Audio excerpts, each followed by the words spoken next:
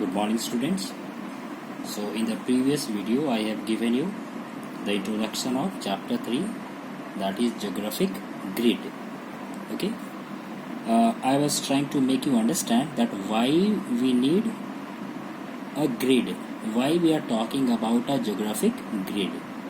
So in the previous chapter I told you that since the earth is spherical in shape, so it is very difficult for us to locate a place, alright, a point on the earth, alright, that if somebody asks that where is India located, alright, so today we answer that India is in the northern hemisphere.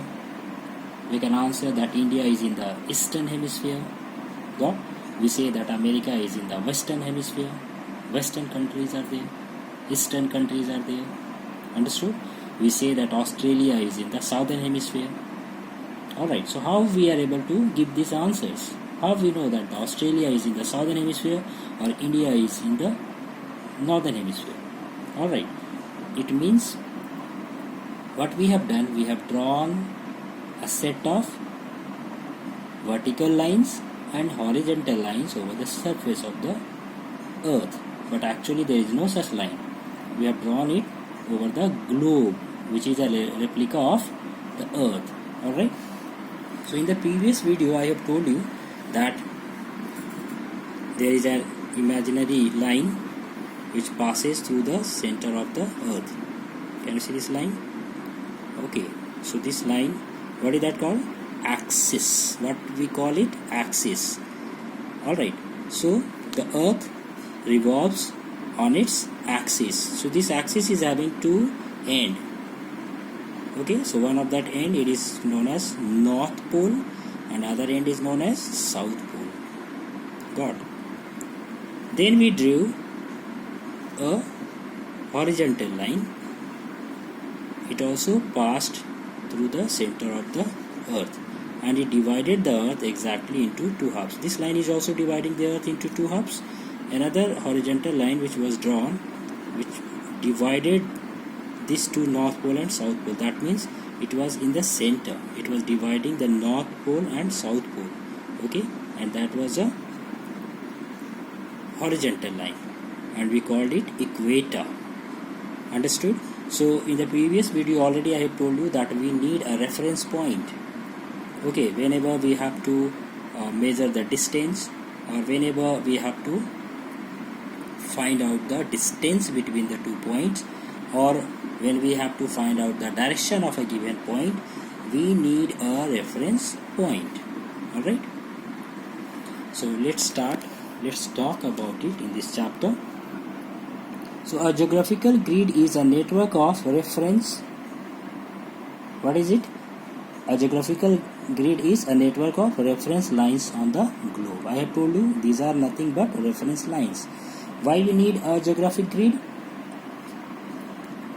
You may have used graph paper to draw simple graph. In order to draw a graph, it is necessary to draw x-axis and y-axis on the graph paper. See this figure? Alright, whenever we draw a graph on the paper, we need two axes. X-axis, in the figure you can see, x-axis and y-axis. Okay, that vertical. Alright, this vertical line, that is y-axis. So we need two axes. Understood? We take a suitable scale on x-axis and one on y-axis and plot the points on the graph paper with the help of x and y coordinates of the points. On the plain graph paper, we use x-axis and y-axis as our reference lines to plot the position of any point. Okay, so here also, okay, since earth is spherical in shape, so we need, that straight lines of x-axis and y-axis on the plain paper. It is, if we are drawing this x-axis and y-axis on a plain paper, it is quite easy. But when we try to draw the same lines, x-axis and y-axis, on a spherical object, then it will not remain a straight line. It will become a curved line. You can see here. Alright. this x-axis, can you see that? This horizontal lines, this horizontal line, this is x-axis, it is written parallel of latitude, and the horizontal lines, these are called meridians of longitude. Okay, so all these lines are actually spherical, you can say curved lines. What kind of lines these are?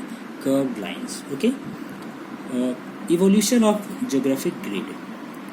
Imagine that the task of designing the geographic grid is given to you, and you are looking at the earth from a space shuttle.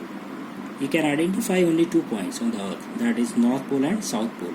This is because the earth rotates on its imaginary axis, which passes through these 2 points. Okay, so as we can understand, the first 2 reference points which we talk about are North Pole and South Pole, which is quite visible. Why it is visible? Because the earth rotates on its axis. Alright, and if we join the North and South Pole with the help of a straight line, alright, which will become curved because earth is spherical in shape, it is termed as the meridian of longitude. And how many such meridians we can draw on the surface of the earth? 360 lines of meridians of longitude, and the interval, that means the gap between 2 consecutive two consecutive meridian is of 1 degree. How much gap is there? 1 degree. And the earth is rotating. Alright, the earth is rotating on its axis, so it completes how much angle? 360 degree. How much angle it covers? 360 degree. So how many lines of meridian we have drawn over the surface of the earth? 360. Okay, now we can think of drawing the parallels of latitude.